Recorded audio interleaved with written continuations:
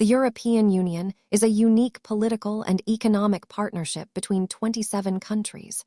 Let's look at how this massive trade bloc actually works.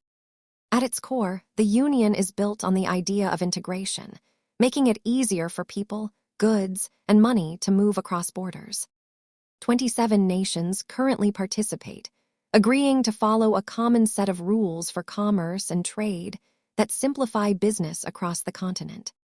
The Union creates a single market where goods and services flow without tariffs, supported by shared standards that apply from Portugal to Finland. It is important to distinguish the Union from the Eurozone. Not every member state uses the euro as their official currency. This unified economic power represents one of the largest economies in the world, with major contributors driving growth across the entire bloc. While they share economic rules, the Union is not a single country. Each nation maintains its own government and local legislative focus. Understanding the Union helps clarify global trade dynamics. If you found this helpful, subscribe for more breakdowns. Educational content, not financial advice.